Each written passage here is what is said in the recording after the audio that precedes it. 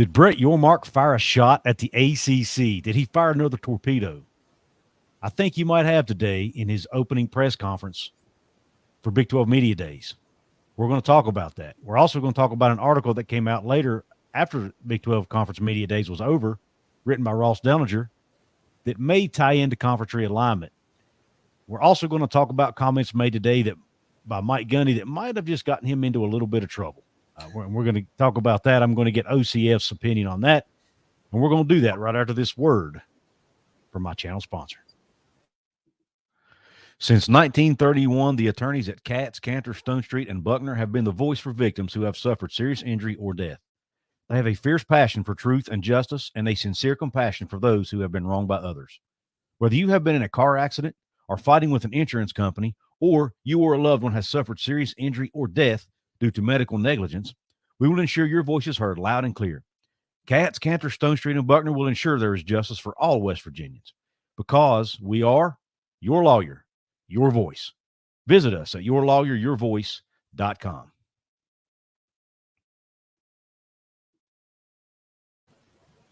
What is going on out there? Thank you all for tuning in to a live edition of Couz's Corner. Come on in, make yourself comfortable, bail yourself up to the bar, and let myself and my colleague for the night, Mr. OCF, let us pull you out a double shot of top shelf college football content. What is up, OCF?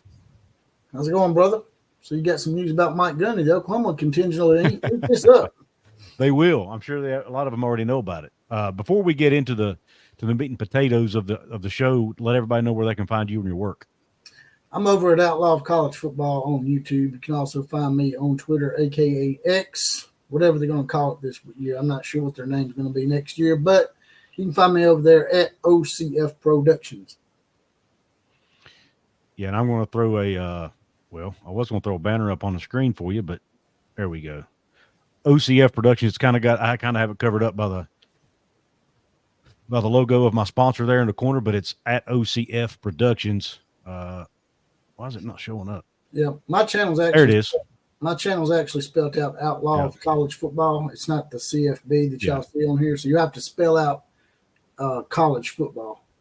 Yeah, if you put Outlaw of and start typing it, it'll come up, I would imagine. But yeah, I didn't have enough room to spell out college football in there, so that's right. I just had to shorten it. But anyway, you find him Outlaw College Football on YouTube and at OCF Productions on X, and you can find him. You promote Facebook as well? Not really. I've sort of gotten away from that. Gotcha. Before we get started, I'm going to give a shout out to some channel members, people that are members of either my channel or of OCF's channel. We've got Fred Bagley in the house tonight. He says, "Are we ready to cue the music?" We have Heinz 57A in the house. The roof is on fire. What's up, Heinz 57A? We have Neckbeard Sports in the house, another good YouTube channel. Go check it out, Mr. Jonathan Lewis. Beer the Beard, my goal is to get Manscaped as a sponsor. I love it. See who else we got in the house. Saw Fred. Storm 4601 in the house says, "I believe there is tremendous friction between Gundy's brain and mouth." Jeremy Croy, one of my channel members, he says, "Hey, friend, I'm in my hotel room in KC looking at the Sprint Center, Big 12 men's basketball tournament arena." What's up, Jeremy Croy? Thank you for being a channel member, and thank you for the comment. Yeah, that Sprint Center. I'm hoping to get to that one of these days to see a good Big 12 tournament. Hopefully this year I can get there. All right, let's dive in to the show real quick. First off, we're going to touch on the Mike Gundy topic. Then we'll get to the conference realignment because I think that'll probably take up most of the show and the comments made by Yormark today. Going to do a screen share here for everybody. I'm going to read this stuff, then I'm going to get your take on it. If that works. All right. This is a tweet by Pete Thamel. A quote that Mike Gundy had today at Big 12 Media Day. It says, "Mike Gundy on All-American." First off, let me give you the backstory. Ollie Gordon. We all know Ollie Gordon's a Heisman candidate, arguably the best running back in college football. Plays at Oklahoma State. Got arrested for an alleged DUI about, a few days ago, sometime last week. Mike Gundy not only did not suspend him, he let him attend Big 12 Media Days today, which I actually have no issue with, which we'll get to in a minute. But when they asked Mike Gundy about it, he says, I'm going to do what we think is best for Oklahoma State football. And I think it's best for Ollie to play. If there's any punishment, it's making him carry the ball 50 times in the first game. Obviously, that was probably a little bit of a attempt at a joke, I would imagine. But here's what really got everybody talking is this next comment that I'm going to play right here. Oh, shit. Uh-oh. I don't know what I did. Sorry about that. Live TV, baby. Got to love it, right? That's right. This is the one that's really controversial. Oh, that ain't it either. That's just a picture. Here it is. What would be the legal limit? Like in Oklahoma is 0.08 and Ollie was 0.1. So I looked it up and it was based on body weight. Not to get into the legal side of it, but I thought really 2 or 3 beers or 4. I'm not justifying what Ollie did. I'm telling you what decision I made. Well, I thought I've probably done that 1,000 times in my life. And I, it's just fine. So I got lucky. People get lucky. First I thought, okay.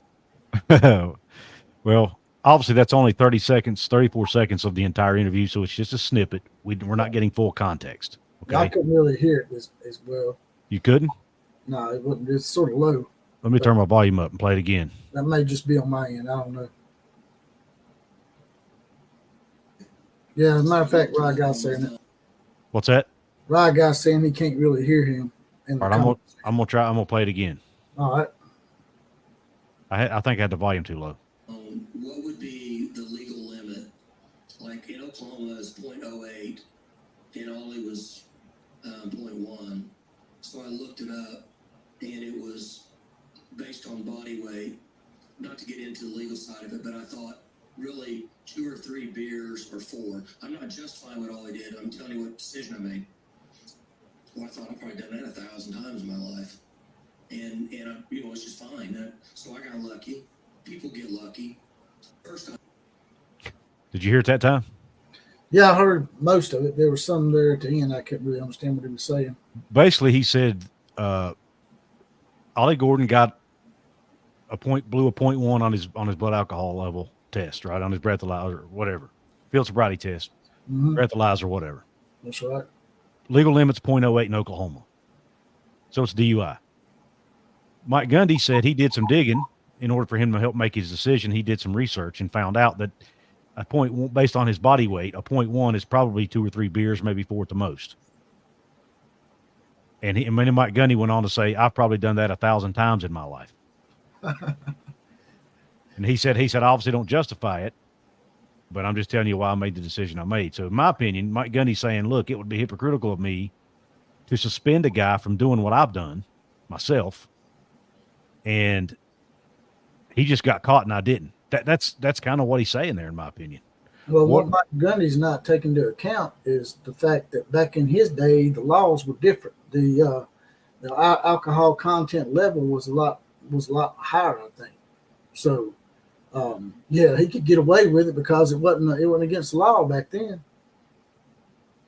Well, I don't know. See, I'm taking the law out of it. Well, I guess you can't really, but I can never justify drinking and driving, right? I never will. I don't do it. I don't recommend anybody do it. But you got to admit, it happens a lot. People do it all the time. I've seen people drink a couple beers and get in the car, right? I've done it. I have done it before, but not. I haven't got the car just completely. No, right. But I have drank 1 or 2 beers and drove. Right. Home. A lot of people have, and I'm not going to throw shade at the young man for doing that. He made a mistake. It was stupid. He shouldn't have done it. And I do think he deserves some sort of punishment for it. And according to what I've read, they are going to punish him internally, but they're not going to suspend him. And Gundy felt like making him come to media days today and answer questions about it was part of his punishment. He don't want him to hide from it. He wants him to face it head on. And I kind of respect that. And I kind of respect Gundy's not wanting to be a hypocrite about it myself. I know a lot of people aren't going to like it. A lot of people are taking to social media to bash Mike Gundy for drinking and driving and yada yada, which I think are people just being judgmental and trying to throw stones. But I mean, do you think he should have said what he said, or what do you think? I mean, he could have probably said it in a better way, but I mean, Mike Gundy's Mike Gundy, man. He just comes out and says stuff sometimes. He don't really have a filter, but sometimes, he does come across as hypocritical. In this case, he's trying not to be hypocritical is what he's saying. But my only point was, he was trying to make it like it's only 2 or 3 beers, maybe 4.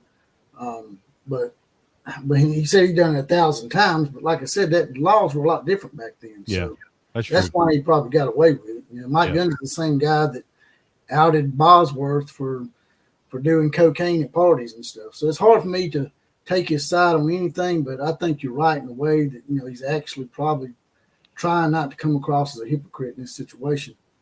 Yeah. And he's not, and let's face it, he knows Ollie Gordon is key for him to win games. He's not going to come out and say that. Yeah. But, and this is a, multi-million-dollar industry here. It's become a business, whether we like it or not. And when you leave it individually up to coaches and teams to make decisions like this, I think there needs to be a commissioner over college football or even over the Power 4 conferences that oversees, and they have the same set of rules for everybody. That way all this stuff's fair. That's right. But anyway, later in the day, after this blew up on social media, Gundy made the following tweet. He put, "My intended point today at Big 12 Media Days was that we are all guilty of making bad decisions. It was not a reference to something specific." I mean, it was pretty specific. I mean, he even talked about how many beers he had. So I don't know that I buy that part of it, but I do agree with the first part.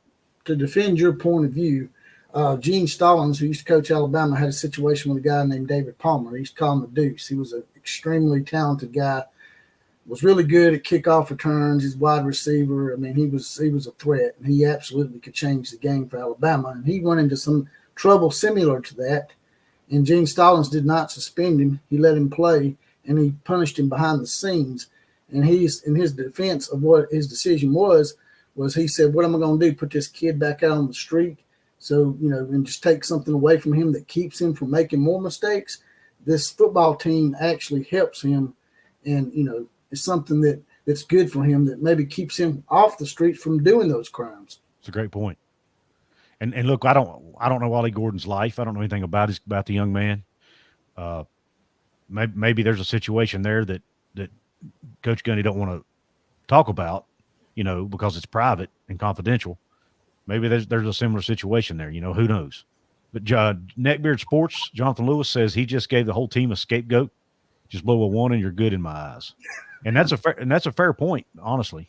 That's the devil's advocate point of view, I reckon. Because what happens if the third string running back does the same thing, or the long snapper? Are they going to get this? You know what I mean? Are they going to get the same treatment? That's a great point. Real quick, since this is live streaming on 2 channels, I guess I need to shout out my own channel here. For those of you, my name's Couz. I host a channel called Couz's Corner. For those of you who might be watching this on Outlaw of College Football, I ask that you please, if you haven't yet, please come subscribe to my channel. I'm trying to get to 10,000 by the end of the year. I'm at 7,600 right now. Trying to make a big push. Outlaw wasn't kind enough to let me use his channel to help do that. But please come subscribe. I cover the Big 12. I know Oklahoma fans, if you're watching, you're not in the Big 12 anymore, but hey, maybe you'll like something I have to say. Maybe you'll be entertained. And I do cover West Virginia Mountaineers too, and I cover a lot on conference realignment. So if you're interested in that, I do conference realignment videos are taking off for you. You're doing an excellent job with those videos. I really enjoy those. I appreciate it. I just I don't like doing them all the time because I don't want my channel to be built on conference realignment. I want to cover football too, but man, if there's a really interesting story out there or something I find that my fans will like, I try to do it, Anything else you want to say on the Mike Gundy piece before we shift gears to, Big 12 Media Days and then also conference realignment, which is kind of part of that conversation? There's a comment that I saw in here about Robert Walger. It says, "Why in God's name would you put Gordon in front of the national media? He said Gundy is a dumbass." What's your response to that? I mean, you probably already give it. Yeah, I wanted to find that comment so I could. Who was it by? Robert Welger. Okay, I don't know if I'm pronouncing it right. Okay, yeah, I can't find it. But anyway, up underneath Fred Bagley and between him and Rye Guy 12-18. Oh, there it is. Yeah. Okay, there it is. Yeah, a lot of people have that sentiment, Robert. I personally kind of agree with Gundy's take here. Make him face the music. Make him talk about it. You know what I mean? He can't hide from it now because he's going to have the media asking him about it all day long, when I'm sure he did. He may not be able to say a whole lot about it from a legal perspective. I don't know. I didn't get to see his interviews today.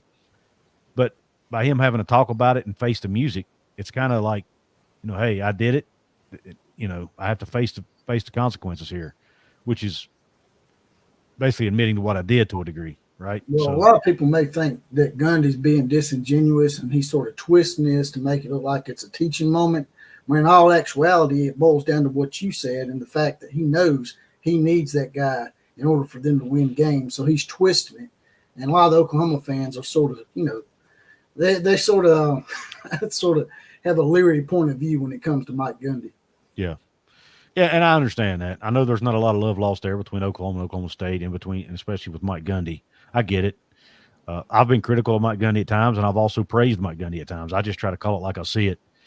Mike shouldn't have said what he said today. He's too loose-lipped. He needs to be, you know, a lot of these coaches have coach speak. They do that for a reason, to keep themselves out of these types of situations.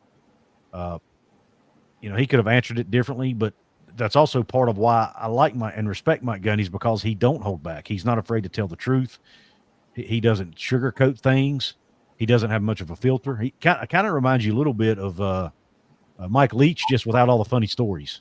If that makes sense. Yeah, you know, some of the stuff Mike Gundy says, I'm in complete agreement with. You know, the OAN shirt that he was wearing, I was down with that. But the thing I don't like about him is he'll back off of stuff when it comes to, you know, the politically correct stuff. That sort of aggravates me a little bit. Mm-hmm. Yeah. Sorry, I was reading a comment by Neckbeard Sports. It was hilarious. But anyway, Killer Breeze says, I can't believe my phone service is actually letting me watch this right now. Yeah, you guys are getting hit with a storm right now, are you not, Killer Breeze? Yeah, it's the West Virginia internet. He's up on the mountain, so everybody gets it. You know, Couz is high up. He's peering down on all of us. Yeah. Actually, my internet service lately has been garbage, believe it or not, even though I pay quite a bit of money for it. And it's supposed to be one of the better, you know, services out there. It's been garbage lately, but it's working good. It's working good right now. Looks like you got an Okie Pokey State fan in here. Oh, Cal Poke Ranch. Do we? What's up, Cal Poke? Looks like he's taking up for Gordon. The media attack on Gordon is absolutely disgusting and telling. Anything to hate on Oklahoma State. Wish people would talk about our actual football team instead of attacking young people in the program. And I did want to bring that up, Cal Poke. He's 20 years old. How many of us have done stupid, idiotic, immature things at 20 years old? I know I have. I do it at 52. Bingo. So, I mean, I just – people are saying the young man should be – and suspending him for a half or a game, I would be okay with that. He shouldn't be suspended for an entire season. You know, I had no issue with him being at media days today, but maybe I'm too much of a softy.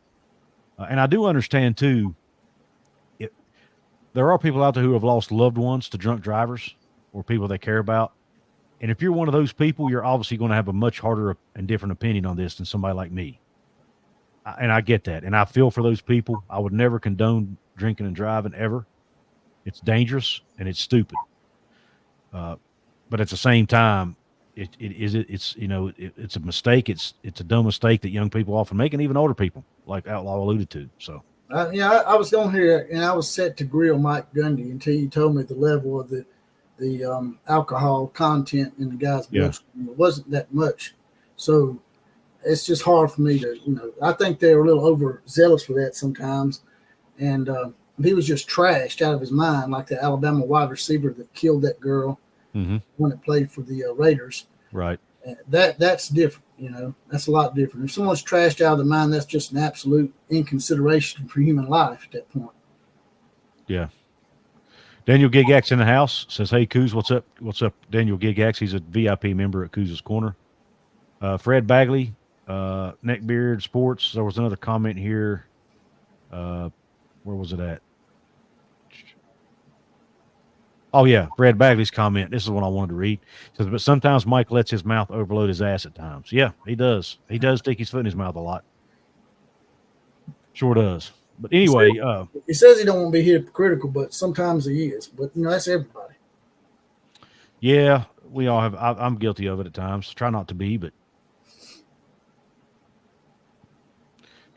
he wasn't literally drunk. He was under the influence. To me, there's a distinction there. Yeah, he wasn't trashed, I don't think. So he blew a .1. Right.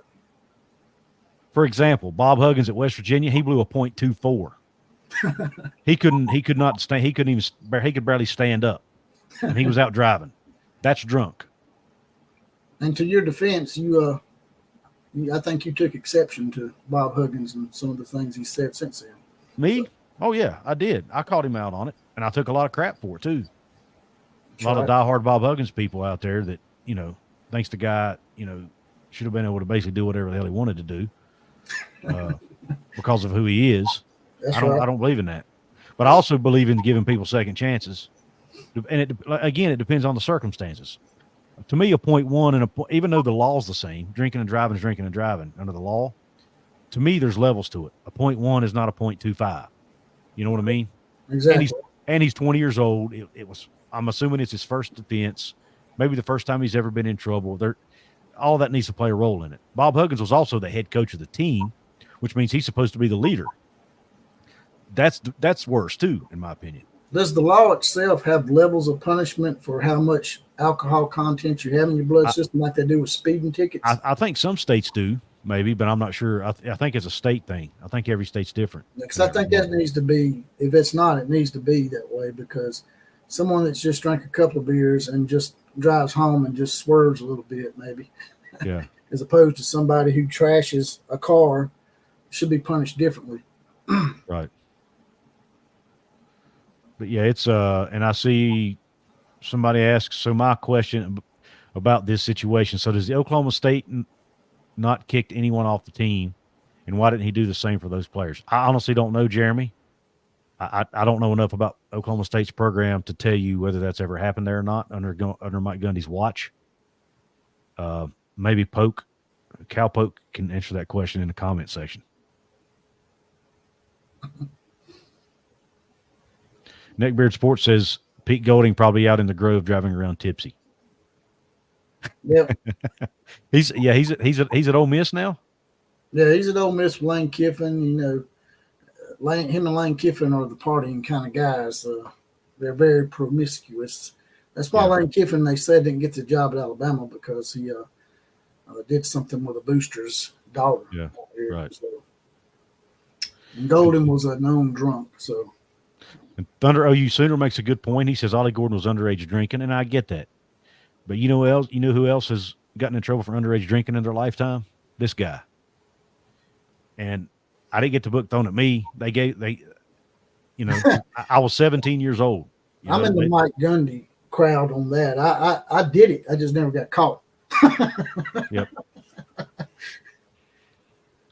Yep. I was 17 years old out riding around with my buddies. I was driving. Unfortunately, I wasn't drinking. I just had a couple sips. But because I had alcohol in my possession at the age of 17, I got in trouble. I had a 21-year-old sister, and I was 13, and she bought me a six-pack. So I started drinking at 13. Wow.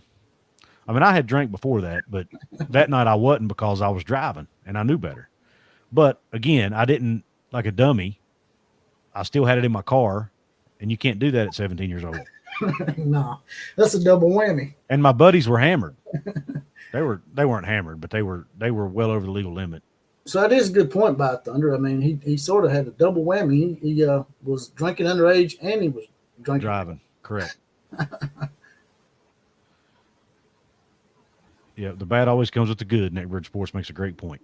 Now let's change gears here and talk about what I really want to talk about, what really gets my blood going and gets me excited, and that's conference expansion, but also conference realignment, but also how that ties into what Brett Yormark had to say today during his remarks at Big 12 Media Days. Let's start off with an article here from Ross Dellinger, which talks about this. Couple key sentences here, couple key, statements that Brett Yormark said. He says, "This is not time to press pause." And some other, let me find some other comments he made here. Well, I'll just open the article and we can read it. I'm not going to read the whole thing. It says just kind of talk about some of the things he said, because that's what I want to focus on. He said, "We've solidified ourselves as one of the top 3 conferences in America." Power 3. Okay. So basically, was that a shot at the ACC right there? It is. Right. He said, "We're one of the top 3 in America." And a matter of fact, he said it twice, because in a follow-up question later, he said it again. He described the Big 12 as the deepest football league in the country and said the conference is more relevant now than ever before. Now, I know you're an SEC guy. You're an Alabama fan. I know a lot of Oklahoma fans are now SEC people in here. They might take exception to that deepest comment, but what he meant by it, he elaborated on it later. They have the most parity, and I think it's hard to argue that. From top to bottom in the Big 12, right, almost the teams are pretty equal. At least about 10 or 12 of them are anyway. So there's a whole lot of parity in that conference, and that's what he was talking about. Right.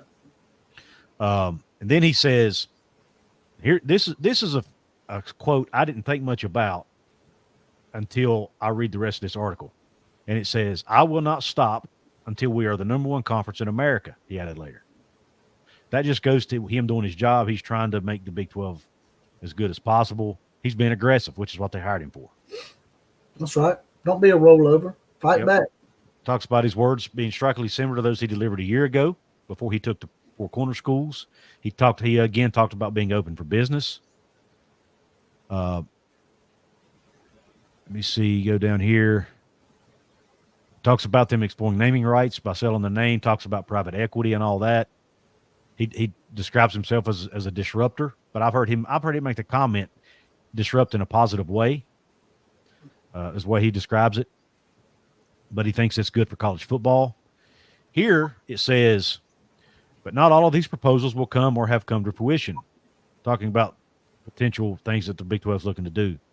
"From within his own league, there's often pushback to ideas that some describe as innovative and others call extreme.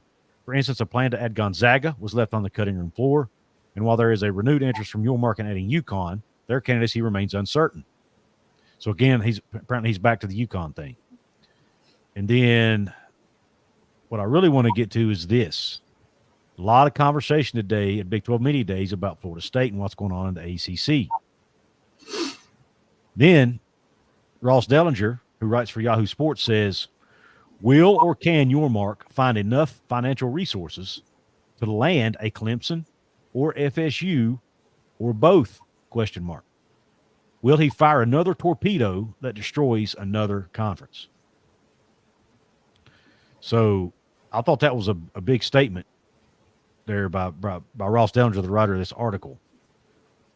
You know what's so crazy about all this is the Pac-12 could have been right where the Big 12 is right now if they hadn't listened to the Big 10 and more backstabbing Kevin Warren.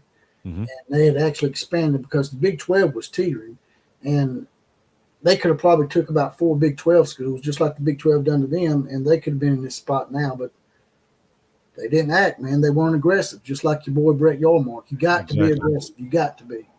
Exactly. And and he knows that, you know. They didn't bring him in there to just sit on his heels and do nothing. Because you see where that got him. That cost him Texas and Oklahoma. and now here's there's more to this. You got those comments by Yormark. Big 12's deep. We're open for business. He said they're always looking at all opportunities, all this stuff. The stuff he basically always says. Talks about being a disruptor in a positive way. Well, that Ross Dellinger article comes out. And Josh Pate tweets this out. Remember the photo that Josh Pate sent a couple weeks ago with the water shaking? That's right. Josh Pate's an Alabama guy, by the way. And he did that. He did that as a requote to a tweet about the Big 12. Let that sink in for a minute, okay? Now we got Greg Flugar over on his channel who covers realignment and has been right about a lot of things. He said that he's hearing from his sources behind the curtain that there have been third-party conversations. Now, third party, it's not it's not Commissioner Yormark, it's not anybody at the decision-making level, but it's probably boosters, donors, people that have a vested interest. There have been third-party conversations between the Big 12 and Florida State. Take that for what you will.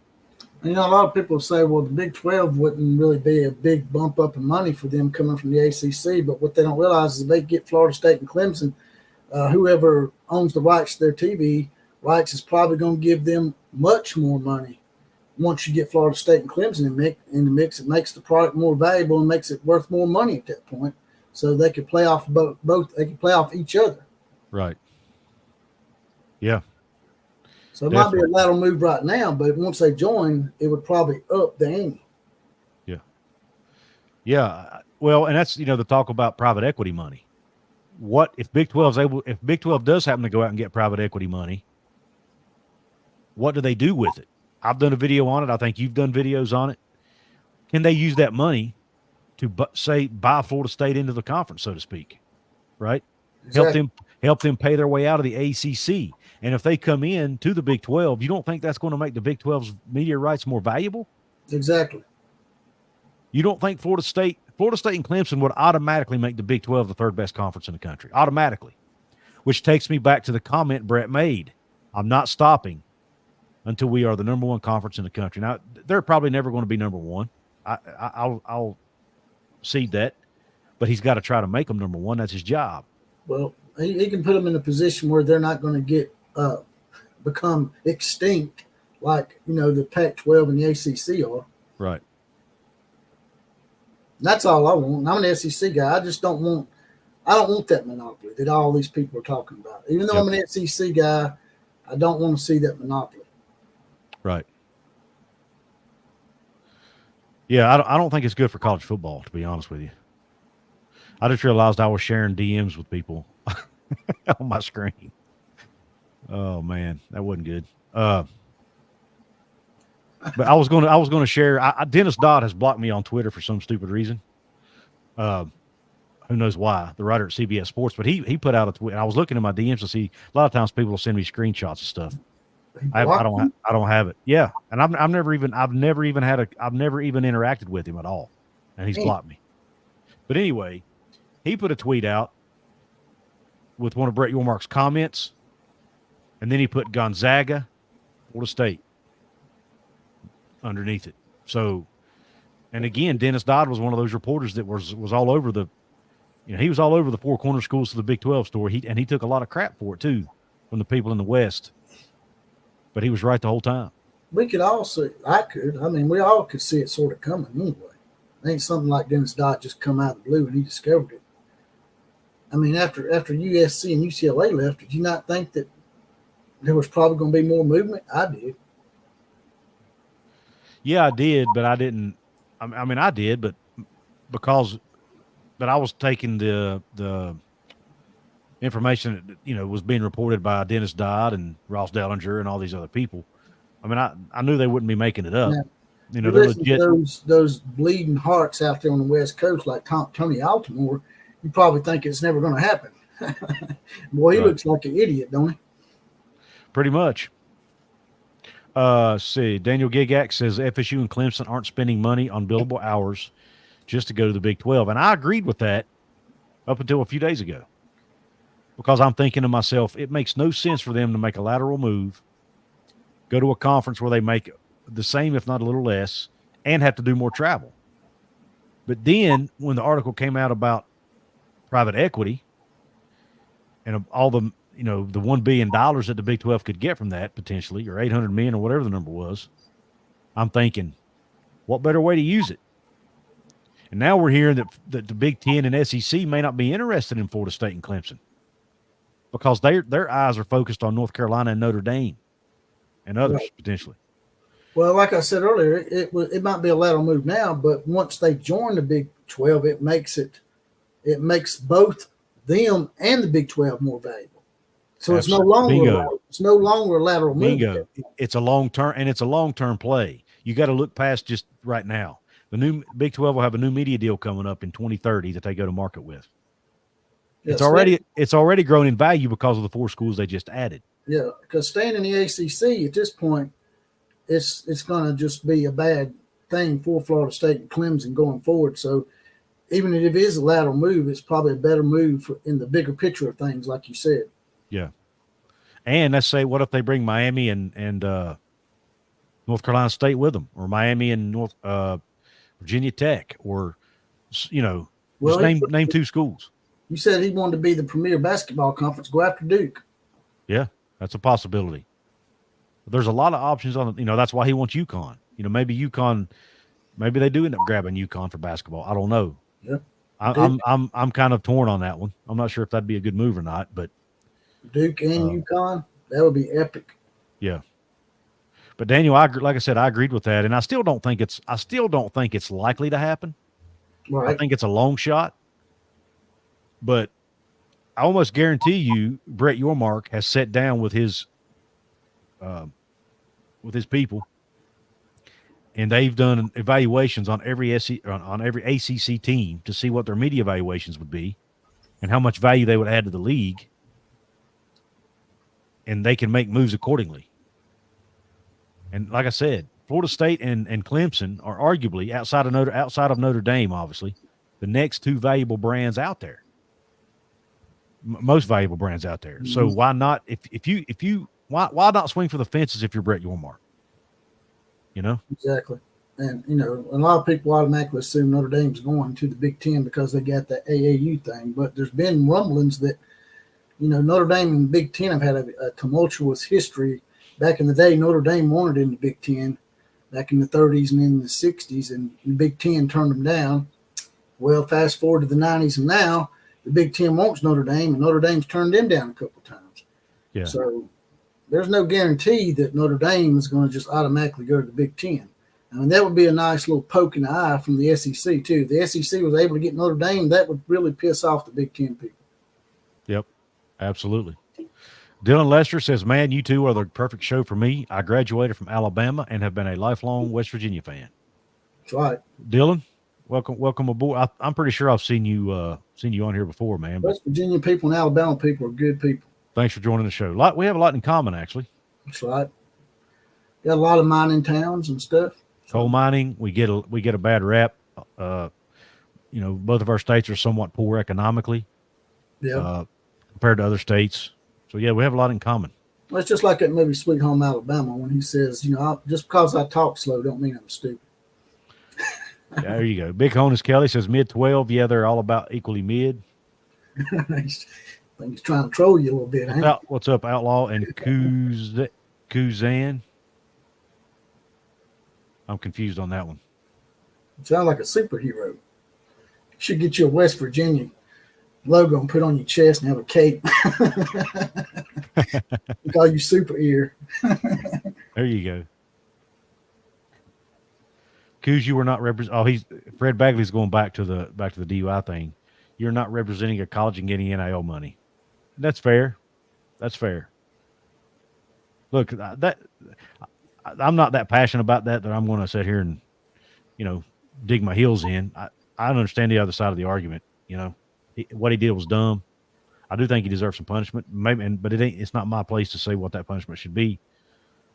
Well, let's just think about this. If you had a DUI and your job didn't like the way it made them look, they probably wouldn't fire you or, dock you 2 or 3 weeks pay or anything like that. You got to put the shoe on the other foot. I mean, you see what I'm saying? Yeah. Yeah, my job's different because I drive for a living. So if I get a DUI, I'd lose my job. Well, same here. I definitely wouldn't be able to do Uber anymore. Right. Yeah. So that's totally different. Yeah, there's different circumstances. That you wouldn't be excommunicated from holding a job at certain places. If you got a DUI. Oh, I got you. Yeah, that's a good point. Jeremy Croy says, wouldn't the Big 12 be more likely to survive than the ACC? I think today they are. Absolutely. It definitely is going to happen. And I think that's another and I think to his point, what he's trying to make there, I think he's agreeing with you, Outlaw, is it may not be a lateral move long term because exactly the Big 12's going, the Big 12 doesn't have that big grant of rights hanging around their neck that's going to last till 2036. It's going to be a power 3. Yeah. But I will say this about the grant of rights. In that article that Ross Dellinger wrote, he talked about apparently as part of the discussions about private equity, if the Big 12 gets a private equity firm involved, they're going to have to extend their grant of rights for a longer period of time. And I think that's kind of a sticking point to some of the schools. Maybe the Big 12 should consider doing something sort of like, the WWE done, and maybe look into maybe getting some of the Arabic money out there. Yeah, I don't know about that now. They already own a golf tour, don't they? Yeah. They now own the PGA because they merged pretty much. They got their hands in the WWE too, which is a big entity. Yep. So, and AEW too. We got Sergeant Pickles in the house. He says, evening all. How we doing? Doing great, Sergeant Pickles. Sergeant Pickles is a contributor over at College Football Mafia Network. He has his own show along with Becky Go Husky on Monday nights called Big Ten West Mafia Show. Go check it out. I think it's 8 p.m. Eastern time. Thank you, Sergeant Pickles, for hopping in. That's one of the best names of all time. I love that name. I haven't seen him in a while, but I love that name, Sergeant Pickles. Yeah. Sorry we took your coach, by the way. Real Will Do It God chimes in and says, man, Couz on Twitter. I love it. Rest in peace, Golden Blue Dude. Yeah, absolutely. Rest in peace to Chris Petrie, a.k.a. Golden Blue Dude. And for those of you who are watching on Twitter, I forget to shout you all out sometimes, but thank you for tuning in. And if you want to catch out past episodes of the show, go to my YouTube channel, Couz's Corner, and check out past episodes. And also check out Outlaw's content at Outlaw of College Football on YouTube. He puts out some really good content, especially if you want a good grilling session on right. Lincoln Riley or Mike Gundy or whoever is primetime Deion Sanders. Or is he called – or what is it you call him? Con time. That's right. Con time, Deion Sanders. There you go. If you want to come on over and grill your most hated rival, I'm your man. But I will say this. Outside of, he does do a lot of grilling, but he also puts out a lot of really good educational. He's really good at really knowledgeable when it comes to college football history. He probably knows as much about West Virginia's history as a lot of West Virginia fans does. So I do. I respect that. I'm a big Major Harris fan from back in the day. Sergeant Pickle says, an outlaw, I don't blame DeBoer for leaving, but rather how he left. We will see what he can do without his OC. We're going to see, all right. Maybe we should schedule Washington. That'd be epic. That would be epic. We y'all come on down here to Atlanta, or we can meet you halfway in Dallas like we tried to do with USC, and they backed out of it. We tried to back out of the LSU game, didn't happen. Now they backed out of the Ole Miss game. They continued to try to dodge the SEC. Yeah. Off topic, but I had to take that jab. Yeah, no problem. Big Honest Kelly says, Couzan is Louisiana slang for cousin, Couz. I got you.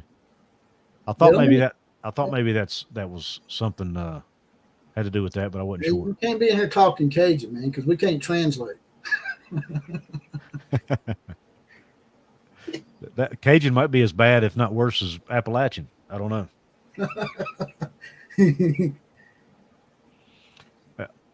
Daniel Gigak says Pate does have sources, but I'm still thinking this week might be early. Yeah, a lot of people are saying this week. I don't know that it'll be this week, but I did hear today. There's a show called War Chant that covers Florida State. One of their guys, and they're a really big site, and they do have. I think they're pretty well connected. One of their guys has been saying by August 15th they're going to announce they're leaving. So yeah, we'll see. They said that last year too, so we'll see. Yeah, they did. It'll happen when it happens, but it's going to happen. It's just a matter of when. But it makes me think now. Josh Pate put out that tweet of the water shaking from the scene in Jurassic Park where the Tyrannosaurus Rex was coming. Maybe Brett Yormark's a Tyrannosaurus Rex. He is. That's what I envisioned in my head when I saw that today. What they need to do is just get these 3 conferences and make a big ass league out of it and have one commissioner, like you said. Don't have all these commissioners, just have one. Yep. What's up, Pokes fan? He's become a brand new channel member. Thank you for the joining. Which channel did you join, Pokes fan? Did you join Outlaw of College Football or Couz's Corner? It doesn't matter. We appreciate it either way. I'm sure he joined yours. Just like to know. But nonetheless, whichever one it is, we appreciate it. You can join the Outlaw Posse or become a VIP member at Couz's Corner. Yeah. We'll badge you up. Both channels give badges out, so we'll deputize the hell out of you. That's right. Husky fan, he left the right way, not like Tebow. That's right. Or like the Texas A&M baseball coach. Good night. See, that's why Texas A&M didn't want Texas in the conference, because they emasculate them all the time. They already taking their coaches and they ain't even in the league yet. Yeah. Yeah, there's a lot of rumor out there that Texas A&M might want out of the SEC now that Texas is in it. What do you think about that? That could happen. I mean, people look at me sideways and roll their eyes, but they rolled their eyes about a lot of things, haven't they? And it ended up coming true. So Texas A&M's hatred for Texas is so bad, man. It would not surprise me if they allowed the Big Ten to come in here and scoop them up. That way the Big Ten would have a Texas market. That's right. You got to feel for SMU, right? They're finally getting a Power 5 conference, and the shit's going to dissolve. Poor old SMU. Yeah, it's hard for me to say poor old SMU because their fans have been talking more trash than about any fan base in America. They were a powerful program back in the 80s until they got the death penalty. Yeah, they're talking crap about the Big 12 already. And they wish they could be in the Big 12. They're going to wish they were in the Big 12 when the ACC dissolves. I think they tried to get in the Big 12. Yeah. And the Big 12 said, They already got TCU in that market. They don't need SMU. They have TCU, Dallas, Houston, and Texas Tech. They have 4 teams in the state of Texas. Yeah. I don't think they need any more teams in the state of Texas. No, they got Fort Worth, Dallas already. So, I mean, if they're going to add teams now, they need to be from the East, in my opinion, like a Florida State, a Clemson. Again, long shots. But even if it's a Louisville or a Virginia Tech. What about South Florida? Tampa Bay? I'd rather them not add any more Group of 5 teams. The Tampa Bay area. Yeah, I'd rather them not add any more Group of 5 teams if they almost beat us. All possible. We only beat them. I know. I don't have anything against USF, and matter of fact, I love that part of the country. That's where I'm gonna be going for vacation here in a few days. Oh yeah, yeah. But I have family in that area. I love it down there. But I got relatives in Tampa. I lived down there for about 6 months. Did you? Mm-hmm. Yeah, my family's in St. Petersburg. They got a great beach down there, Clearwater Beach. Yeah, awesome we're not going to Clearwater, but we're going to one of the beaches in that area. I think that's where your girl hangs out. Really? Rhea Ripley. At Clearwater? That's right. Might have to make a trip to Clearwater Beach.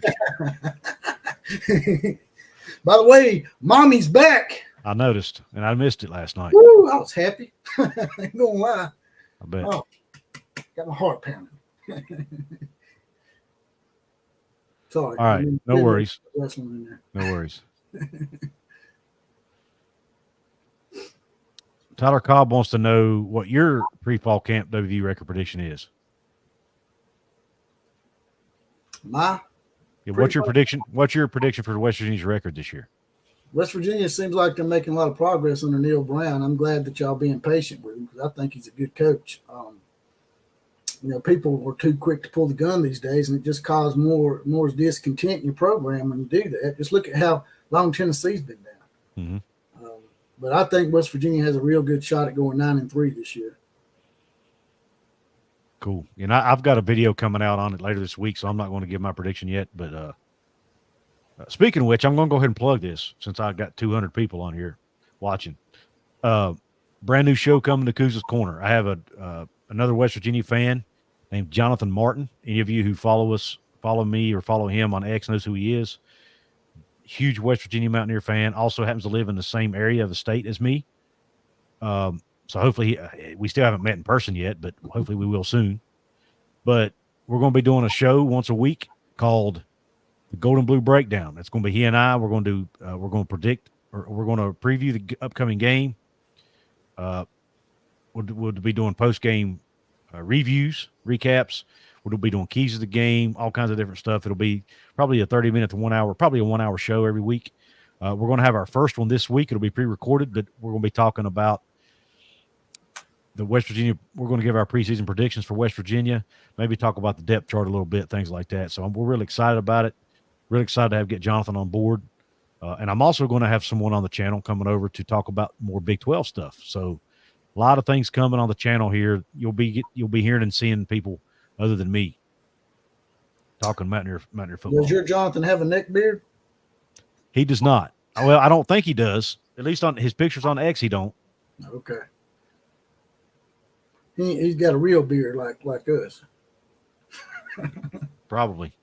A Perfect Cracker says Couz picked OU 8-4 last. How do you remember that? I don't even remember what I picked them to be. That sounds about right. Yeah, and they did better than that, obviously. But yeah, I think 8-4 is probably about where I picked them. I thought they would take a step forward, but not 10 games. But you got to give kudos to Brent Venables and what he did there. Was y'all's record 8-4 last year?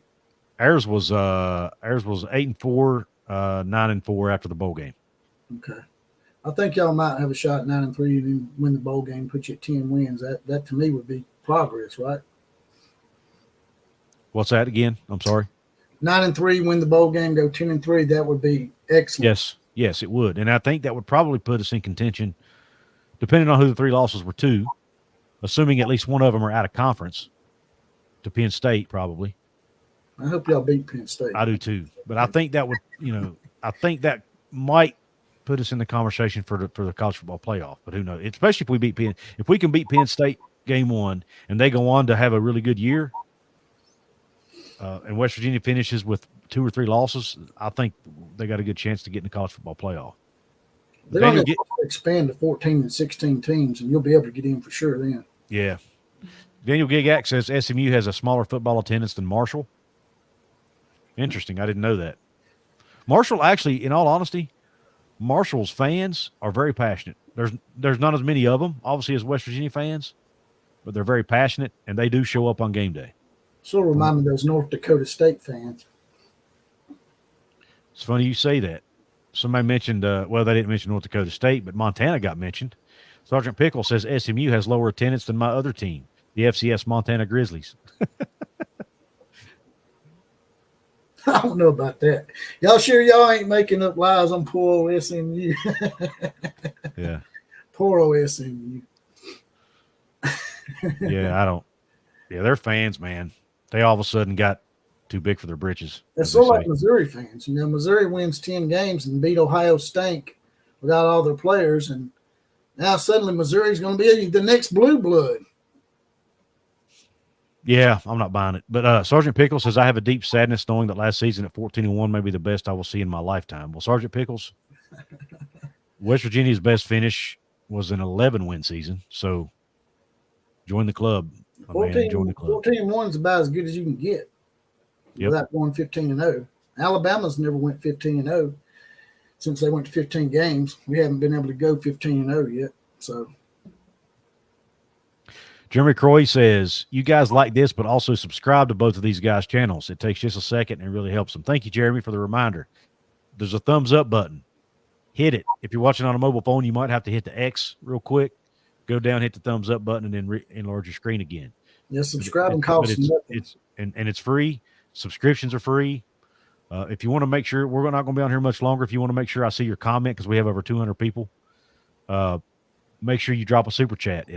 Go to the bottom where the comment box is, hit the $sign, leave the amount you want to donate, put your comment in, hit send, and it highlights it, and we will be sure to highlight it and read it on the screen or on the air. Big Dan T, who's also a member at Couz's Corner, says, and they hate us, LOL, talking about Marshall. They do hate us. I'd hate you too if y'all up 12-0 against me. Y'all shouldn't look down on poor old Marshall, man. Y'all should try to get them in the Big 12. They're not quite that big yet. Y'all get mad when people look down on y'all. So why would y'all want to look down on Marshall? Pokes fan with his first comment as a VIP member. He says, "It don't matter. Gundy don't care what the hell y'all think." LOL. Great point. And that's the thing about Gundy. He doesn't care what people think. He is himself, and he does it unapologetically. Unless it's Chubba Hubba, then he cares. Oh, I'm wearing an OAN shirt and Chubba Hubba's mad. I'm going to take it off. Yeah, I think he was made to do that by his administration, to be honest. He probably was. Because I watched that apology, and he did not seem like he was wanting to do it. So it wasn't sincere, huh? Chris D in the house. He says, "What's up, Couz and Outlaw?" And Bicahonas Kelly says, "The Thundering Turds." I like that. It's hard for me to. My daughter's getting ready to go to school there, so I'm going to have a hard time rooting against Marshall. You know, he stole that from my nickname for Texas. I call them the Long Turds. There you go. I call them the Shorthorns. Chris D says Gundy is a man. He's 40. Actually, he's like 52 now, ain't he, Chris? I think he's 54. I'm a man. I'm 54. He's going to be I'm a man. I'm 70 before they play Oklahoma again. I think they're going to hold on to that Bedlam trophy. That's right. They're scared of Oklahoma. Fred Bagley, who's a member at Outlaw College Football Channel, he says a lot of money at SMU, more than one would think. They just had a huge $150 million. They raised $150 million already, or something like that, in 1 year at SMU. $150 million. That's insane. In a year. Yeah, you think they could have gotten a better conference than the ACC. Sergeant Pickles, thank you for the $1.99 super chat. He says, "Love the show, guys. Bow down and cue country roads." Thank you, Sergeant Pickles. Appreciate the love. Bicahonas Kelly says, "Uterus of Austin Long Tears Turds." Oh man, This will not be a penalty this year, by the way. This right here will not be. It will be. It will be before long. It ain't. Hey, let me ask you a question. Did you see the post on X that Texas put out on the 4th of July? I did not. It was a picture of the Statue of Liberty doing this. Really? Yes. That's the kind of crap y'all got to put up with now from Texas. They're your problem now. That's right. Good Lord. They think they're going to come in and dominate. Well, already they've been placated to a little bit, to be honest with you, because they got a pretty easy schedule compared to most. And they also got SEC media days moved to Dallas. Yep. So, of course, that could be placating Oklahoma, too, because Oklahoma's actually closer to Dallas than Austin is. Is it? Yeah. Yeah. I think so. Well, I mean, I can't say much. The Big 12's placating to the new teams. Woo! By having a big one.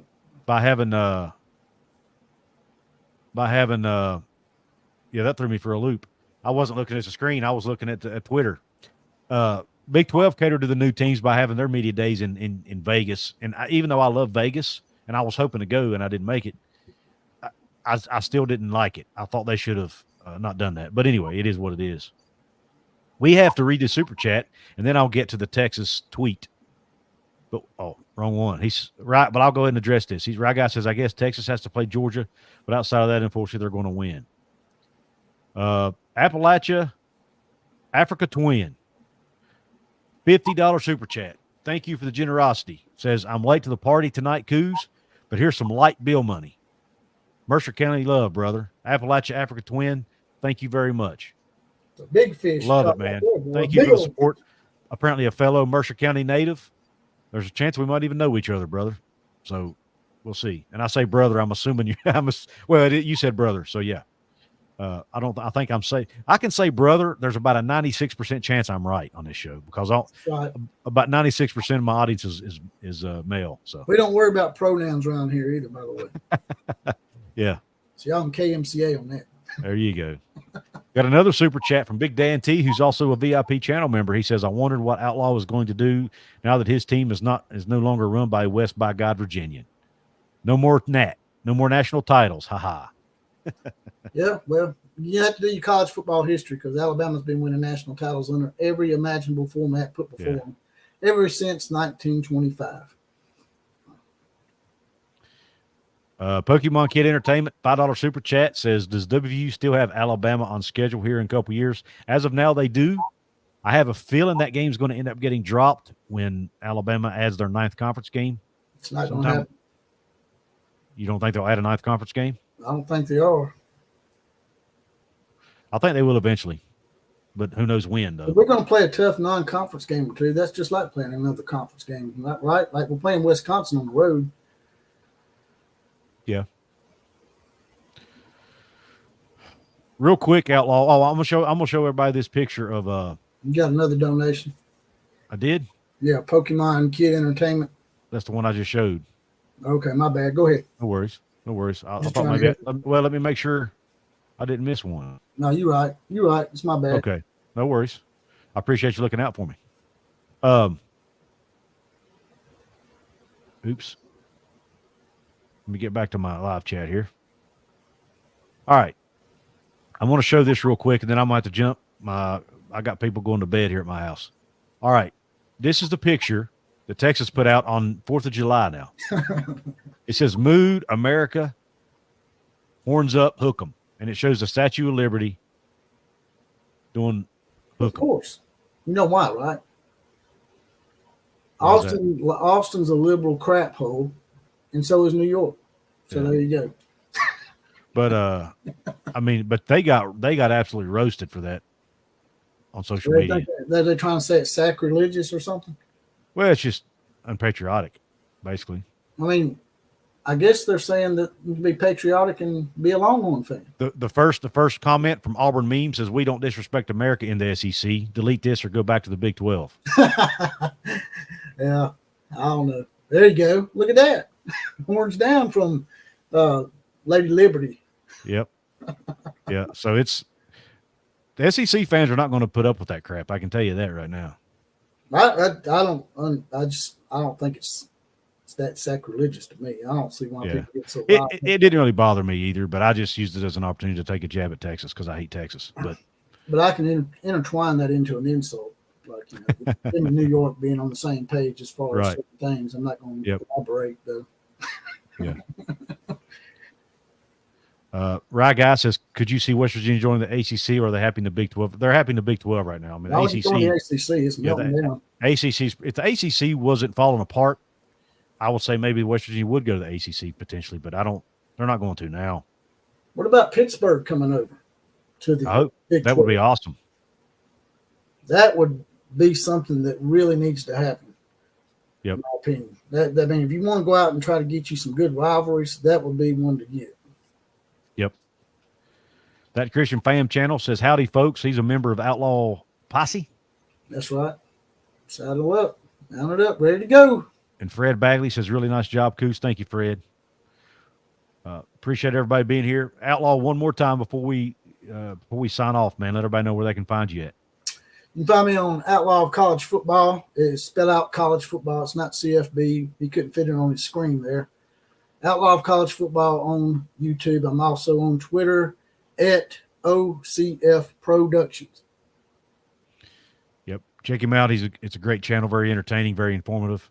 For those of you who are watching on Outlaw of College Football's channel, you can find me at Couz's Corner on my channel where I cover West Virginia, the Big 12, and conference realignment. You can also find me on Twitter at Couz206. I have a website, couzescorner.com, and I'm on pretty much every social media platform, but Twitter is the one I'm the most active on. So come interact with me if you want to. If you're not subscribed to my channel, please subscribe. If you are a Couz's Corner subscriber, but you're not subscribed to Outlaw, go do it. You won't be disappointed. I appreciate everybody for tuning into the show tonight. Let me make sure we don't have any more super chats before we go. Don't see any. Let's get you to 10,000, brother. Yep, We got to let's get you to 10,000. 10,000. Well, we got to get you to 5,000 too, brother. Don't forget that. Yeah. He's right on the cusp of 5 Gs or That's 5K. Right. I mean, so let's get him there. Let's do it. Everybody hit the thumbs up button on your way out, please. Thank you again for tuning in. Have a top shelf night, or if you're watching us on the replay, a top shelf day in Q Country Roads. Class is dismissed. That's right.